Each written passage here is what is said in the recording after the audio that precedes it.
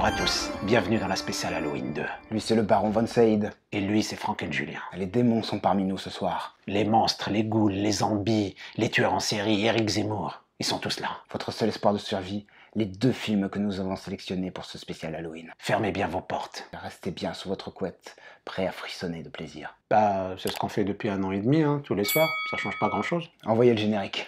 De sang. C'est vraiment l'incarnation de la médiocrité contemporaine. Mais c'est de la merde! Ceux qui sont là, vanter les trucs les plus régressifs. C'est nul!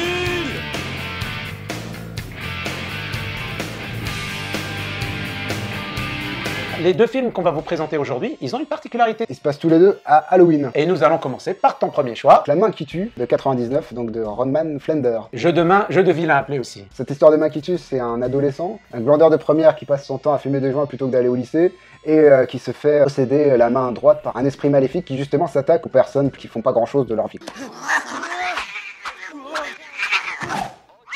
Dans son sommeil, la main tue ses parents, il va s'en rendre compte, ce qui va donner lieu à l'assassinat de ses 2 meilleurs amis qui ont la flemme de monter jusqu'au paradis. Il va y avoir toute une histoire, il va s'agir de stopper cet esprit maléfique, c'est plutôt une comédie horrifique, donc avec des éléments de stoner comédie dont on avait parlé dans notre vidéo sur Billeted. Hein, voilà. Quand il y a de l'horreur, ça c'est tourné de manière plutôt premier degré, hein, avec le meurtre des parents au début qui est assez violent. C'est réalisé justement par quelqu'un qui vient de la série B, Rodman Flender,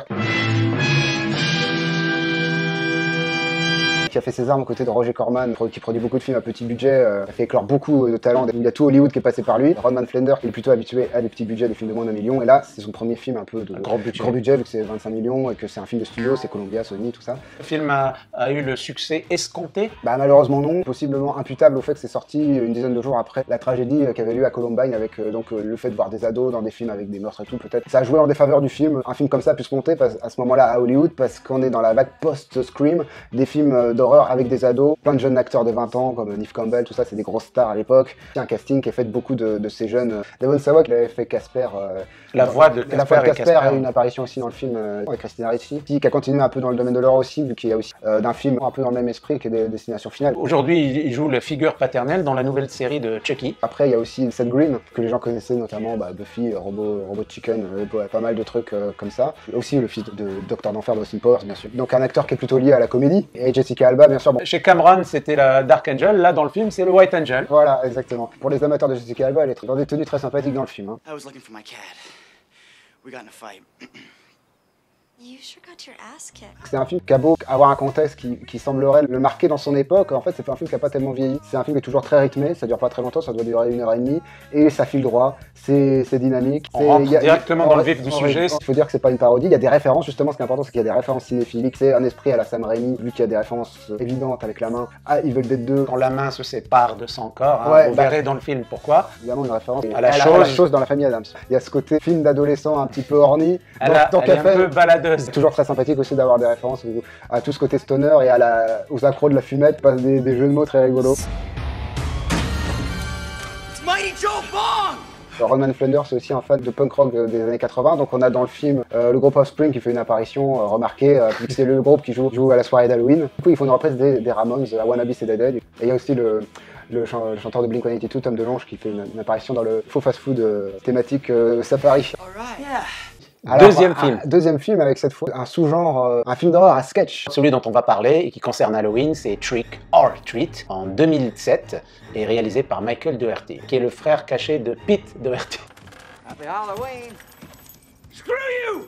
Puis il y a plusieurs histoires, mais qui sont reliées entre elles. Qui a un fil conducteur à toutes ces histoires, un petit croque-mitaine Qui s'appelle Sam, qu'on retrouve dans un des courts-métrages de Michael Dougherty. C'est un court-métrage d'animation que vous pouvez voir sur YouTube. Le film devait être une extension de l'histoire de Sam, mais après l'histoire a évolué. Ils ont un peu eu de mal à trouver un peu de budget. Le film s'est fait avec cette nouvelle mouture. Il a fait le tour de plusieurs festivals. Il a eu des prix d'ailleurs, mais il n'est jamais parvenu à sortir au cinéma. Et au final, il s'est retrouvé directement en DVD. Entre-temps, il a aussi scénarisé les films de Bryan Singer. Il est co-scénariste co-scénariste des X-Men, co-scénariste du mal-aimé Superman Returns. Il l'aide à produire ce film-là. Exactement. Et il récupère une des actrices de X-Men, d'ailleurs Anna Paquin. Oui. Il y a aussi Brian Cox qui a joué aussi dans X-Men. On est à la nuit de Halloween. On suit plusieurs personnages qui, cette nuit-là, essaient un peu de déroger à la règle, comme ne pas piétiner les citrouilles, comme ne pas donner des bonbons aux enfants. Bah, il y aura des répercussions. On a des histoires de monstres, on a des histoires de revenants, on a même des créatures. On a cette histoire en pleine forêt qui rappelle Hurlement à un moment donné. Le début du film est une référence à Halloween 3. On a aussi à un moment donné le personnage justement de Brian Cox qui cite John Carpenter, The Thing.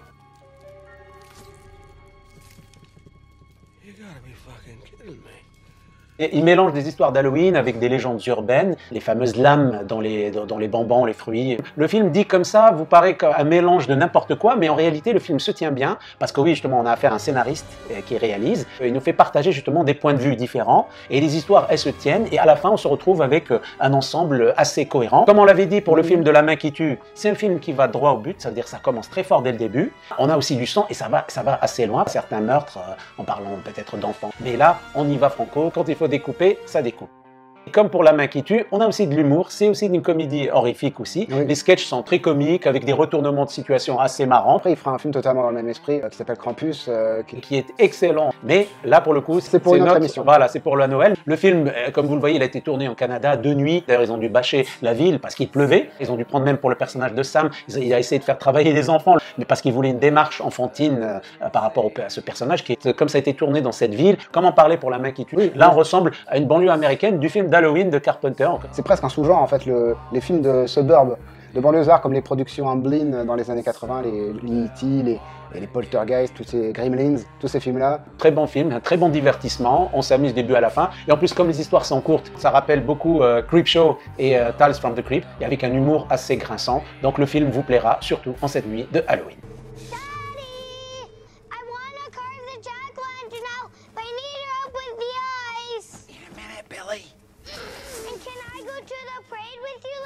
No, Daddy has a date. Et voilà, on espère que notre sélection de films pour Halloween vous a plu. Regardez bien sous votre lit s'il n'y a pas un monstre qui se cache, attention. Et n'oubliez pas de donner des bonbons aux enfants qui viennent toquer à votre porte. Abonnez-vous à la chaîne et faites sonner la cloche pour ne pas rater nos prochaines émissions. Et on attend également de vous un beau pouce bleu. N'hésitez pas à nous mettre des commentaires en lettres de sang pour parler de votre film d'horreur préféré. Halloween. Et nous, on se retrouve tout de suite après pour parler d'un truc super important, c'est quoi? On a une exclusivité sur l'origine de Halloween. Le personnage serait français. Cocorico. On vous dit au revoir les loulous. Allez, ciao. Non mais c'est quoi cette histoire d'Halloween Bah c'est le personnage. Regarde. Michel! Bah tu vois, c'est Michel Meyer. C'est meilleur. Ok, comment on a appelé Jason en français alors? Regarde. Jackie. Bah tu vois, on a Jackie et Michel. Ah, merci qui?